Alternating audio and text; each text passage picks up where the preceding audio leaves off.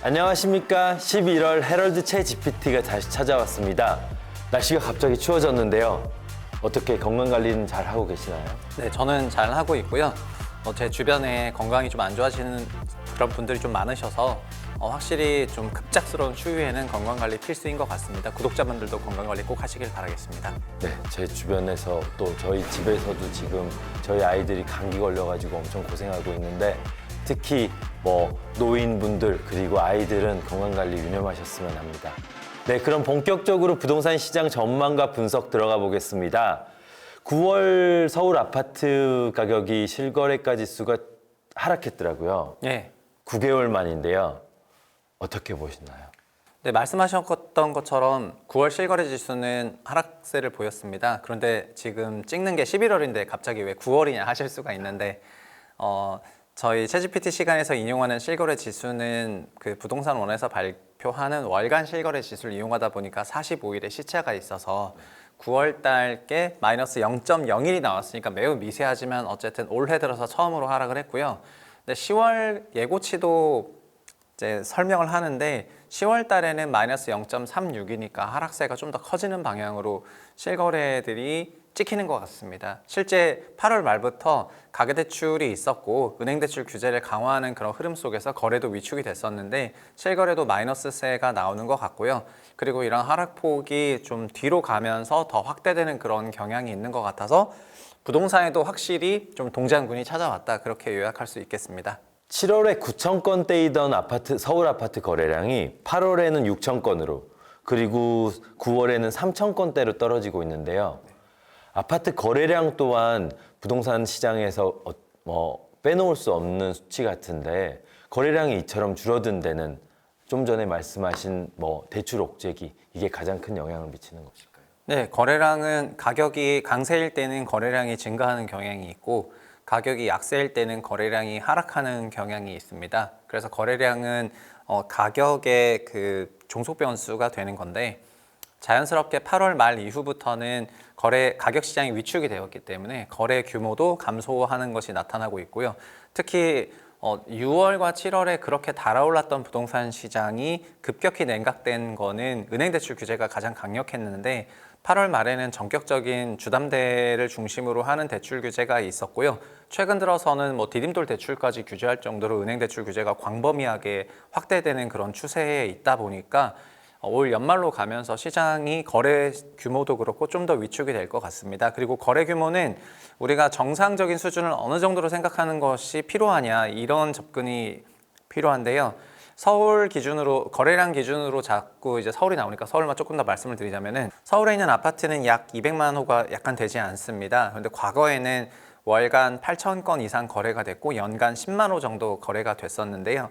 2020년 이후부터 서울시 주택 가격이 좀 과상승을 하면서 평균적으로 너무 높아지다 보니까 주택 거래를 하는 데 있어서 종전주택이 있으신 분들 위주로만 거래가 되고 있고 신규로 주택을 취득하시는 분들의 거래 비중은 크게 감소를 했습니다. 그래서 과거에 2020년 코로나 이전에는 신규 주택 구입 비중이 더 높고 종전주택이 있으시는데 갈아타는 비중은 그거의 절반 정도가 되지 않았기 때문에 전체 거래건이 월 8천 건 됐었는데 현재는 신규로 주택을 구입하시는 비중이 반토막이 났고 종전주택이 있어서 갈아타는 사람의 비중이 더 높아지다 보니까 전반적인 거래 규모 위축세가 나타나서 현재는 거래 평균을 약 4천 건 정도로 4천에서 4,500건 정도로 생각을 하는 것이 좋을 것 같습니다. 그래서 4천 건대는 정상월이고 5천 건을 넘어가기 시작하면은 조금 부동산 시장이 활기를 띠고 있다 이렇게 보는 게 좋을 것 같고요. 그리고 3천 건대로 내려가면 시장이 조금 위축되어 있다 이렇게 보시는 것이 좋을 것 같습니다. 그럼 신규 주택 매수자들이 줄어들고 있단 말은 곧 무주택자들이 집을 안 사고 있다는 말인데 그 무주택자들이 집을 안 사는 지금 사실상 유주택자들의 대출을 규제는 좀 크게 세게 하고 있지만 무주택자들에게는 아직 좀 규제가 약하다고 볼 수 있잖아요. 근데 왜 무주택자들이 집을 안 사고 있을까요? 무주택자들이 집을 안 사는 게 아니고 서울은 못 사는 건데요. 주택 가격이 높아지면서 본인이 보유하고 있는 현금에 대출을 끼더라도 집을 사기 어려운 수준이 됐기 때문에 집을 못 사고 있는 거고요.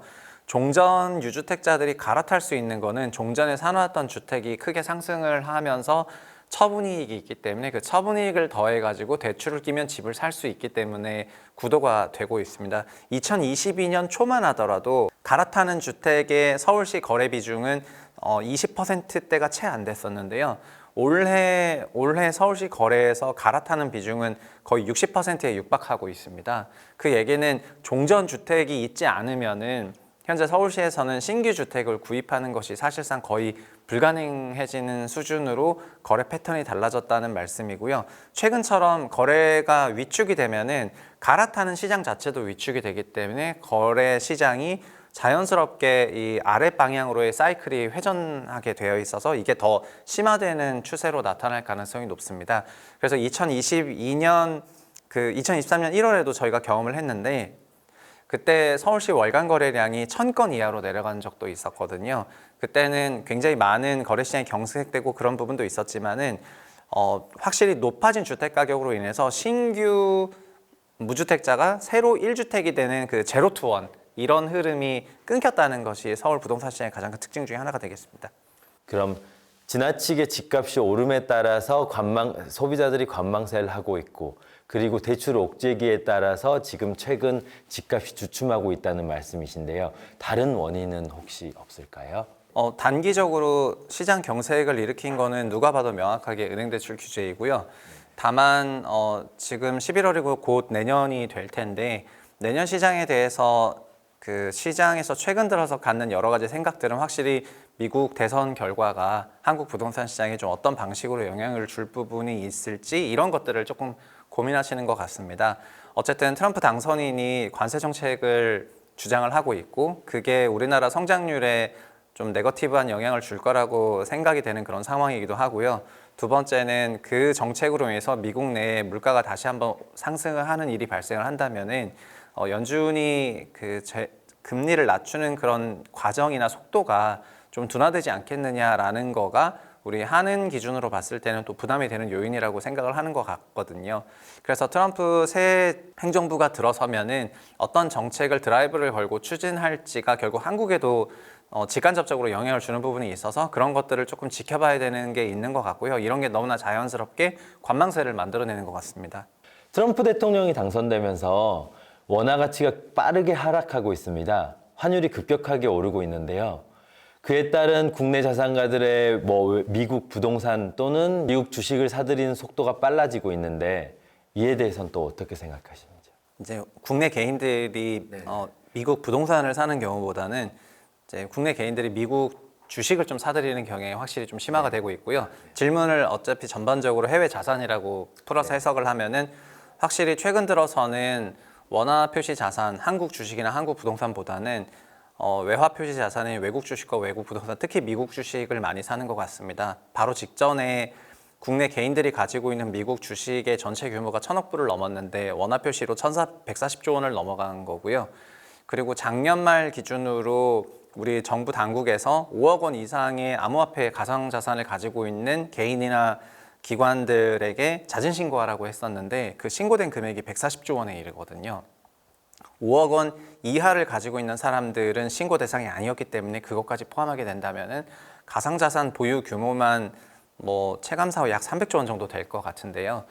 그래서 현재는 가상자산과 미국 주식을 정말 수백조 원 가지고 있는 그런 상황이어서 전반적인 트럼프 행정부의 여러 가지 정책들이 한국 경제나 관세나 이런 금리나 이런 부분에 네거티브하게 작동할 수도 있는데 가상자산 소유 규모가 너무 크다 보니까 가상자산 가격에 따라서 서울 부동산이 좀 움직일 가능성도 없지 않거든요. 그리고 현재 원화 약세 기조는 2, 3년 전만 생각해 보면은 원달러가 약 1,100원대, 1,150원 정도라고 생각했었는데 최근 들어서는 경제부총리도 1,400원이 뉴 노멀이 될 수도 있다 약간 이런 말씀을 하셨고 얼마 전에는 원화가 너무 약하게 가니까 좀 구두 개입도 하셨지만은 환율이 추세적으로 더 약해질 수도 있다 이런 생각들을 시장에서 하는 것 같습니다.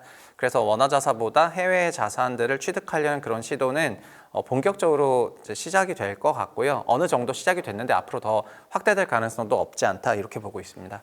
최근 국내 부동산 시장에서 가장 빠뜨릴 수 없는 키워드가 집값 양극화인 것 같습니다. 그 집값 양극화에서 가장 주목되는 것은 서울과 지방 간의 집값 양극화일 텐데요. 실거래가 지수에서 확인해 보면 지방 부동산 시장은 소폭 오름세이긴 하더라고요.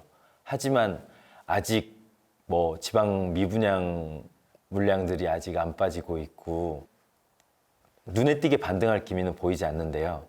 이에 대해서 좀 어떻게 생각하시는지. 네, 9월 데이터는 뭐 지방이 소폭 반등처럼 보일 수 있는데 지난 23년 1월을 주택시장 저점으로 본다면은 23년 1월부터 24년 10월까지 봤을 때 서울은 그래도 바닥 기준 130대에서 170까지 왔기 때문에 바닥에서 20% 정도 상승한 거고요. 고점은 190이었으니까 고점 대비는 10% 정도 낮은 것이 일반적인 가격인데 지방은 23년 하락세 이후에 회복을 아예 못했습니다. 그래서 현재 지방 주택시장은 굉장히 경색돼 있다 이렇게 보시면 될 것 같고요. 그리고 저는 지난주에도 천안을 갔다 왔는데 천안 아산역에 내리면은 굉장히 많은 그 시행 프로젝트들이 있고 오피스텔 사업도 굉장히 많이 있습니다.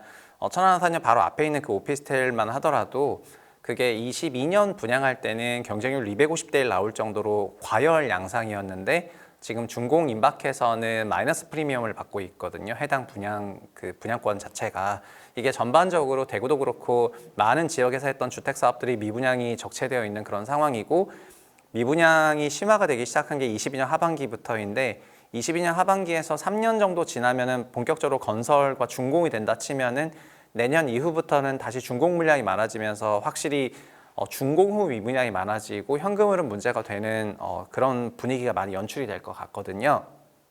그래서 현재는 어쨌든 22년에 분양은 받으셨기 때문에 중도금 대출이 되고 공사도 많이 했지만 입주장에서 잔금을 치러야 되는 수분양자들도 많이 있는 것 같고요. 그분들이 또 최근처럼 가계대출 규제를 하게 된다면은 분양권을 날려야 되고 그러면 계약금 다 날리게 되는 이런 일들이 발생을 하게 되는 것인데 그래서 현재 지방에는 이런 미분양 PF 이런 문제들이 여전히 현재 진행형이다라고 말씀을 드리겠고 준공주택이 오히려 없거나 신규 분양 사업이 별로 없거나 아니면 분양을 하더라도 조금 인기가 있는 서울 지역만 지난 2년 동안 조금 강세 랠리를 보였었다 이렇게 말씀을 드리겠습니다. 2025년도를 한 달여 앞둔 지금 내년도 집값 전망을 빠뜨릴 수 없겠는데요. 내년도 집값 전망 어떻게 보시나요? 현재는 그 25년 주택시장 같은 경우에는 지금의 분위기가 좀 이어질 걸로 저는 보고 있습니다. 사실은 개인적으로는 이런 캘린더로 주택시장을 구분하는 것이 이제 큰 의미가 없어졌다고 생각을 하고요. 그냥 규제 정책이냐 완화 정책이냐에 따라서 그리고 규제적 환경인지 좀 완화적 환경인지에 따라 가지고 주택시장 그 고유한 주기성을 보이는 거기 때문에 특정 연도를 딱 기준으로 뭐 강세고 약세고 이렇게 되지는 않는 것 같습니다. 올해 8월까지는 좀 과열 양상이었다면은 9월부터는 위축세에 진입을 했고 이 위축세가 급격히 심화돼서 막 경색되고 시장이 급냉하기 전까지는 현 추세를 정부도 그냥 방관할 것 같거든요. 23년 1월을 돌이켜 보면은 연간으로 주택 실거래 가격이 22% 이상 급락하는 단기적인 급락하는 그런 과정이 나왔을 때 그때만 나와서 시장을 바쳤던 그 사례를 생각해 보면은 22년 내내 시장이 위축세에 있었음에도 불구하고 정부가 특별한 부양 대책을 쓰지 않았던 것도 있고요. 그리고 현재는 전반적으로 거시경제 환경이 어떻게 될지 모르겠다는 그런 생각도 있고 하다 보니까 현재 주택시장에 대해서 그렇게 부양 정책을 쓰진 않을 거라고 생각하고 9월 이후에 그런 방향성이 내년에도 지속이 될 거라고 생각을 하고 있습니다. 다만 말씀드렸던 것처럼 트럼프 행정부는 가상자산에 대해서 매우 우호적이고 가상자산 처분소득을 가지고 소위 트로피 아파트를 사는 그런 움직임은 내년에도 있을 것 같거든요. 그래서 내년은 올해와도 약간 다르게 거래량을 수반하지 않은 상태에서 정말 초고가 하이엔드 그런 아파트들만 일부 신고가를 갱신하는 그런 매우 극도로 양극화된 흐름이 나올 것 같고요. 전반적인 시장은 조금 위축세를 이어나갈 것으로 보고 있습니다. 그러면 뭐 내년도 지금 집을 새로 사고 싶어하는 뭐 무주택자들에게 혹시 조언을 해주실 말이 있으세요? 지금은 무주택이든 유주택이든 주택 자산 가격이 급등 급락을 하지 않고 있기 때문에 다른 의미로는 크게 스트레스 받지 않는 그런 기간일 수도 있습니다. 보통은 자산 가격이 급등락, 특히 집값이 급등락하게 되면은 그 집을 사야 되거나 팔아야 되거나 하는 판단을 무리하게 내게 되면서 좀 스트레스를 받는 그런 환경으로 갈 가능성이 굉장히 높거든요. 현재는 그냥 본인이 생각하는 사이클에 따라서 본인이 결정하시면 된다고 말씀을 드리겠고요. 그리고 주택 가격이 약간 위축세에 들어간다 하더라도 해당 지역의 집을 무조건 사지 말아야 된다 이런 것은 아니고요. 주거 서비스 자가주택이 주는 그런 자가의 효용이 있기 때문에 그런 부분에 대해서 너무 무리하지 않아도 된다 이런 차원이 됐기 때문에 유무주택자들은 자산시장에 너무 고관여하시기보다는 그냥 본인 스케줄대로 의사결정하시면 되는 그런 좀 평온한 시기라고 저는 거꾸로 말씀을 드리고 싶습니다. 들으셨죠? 영끌 투자 당분간은 좀 자제하라는 말씀인 것 같습니다. 네, 할 필요가 없다 이 말이죠. 현재 기준으로는요. 네. 네, 그럼 지금까지 최근 부동산 시장 분석과 내년 부동산 시장 전망을 해보았습니다. 11월 채 GPT 이만 마치겠습니다. 감사합니다.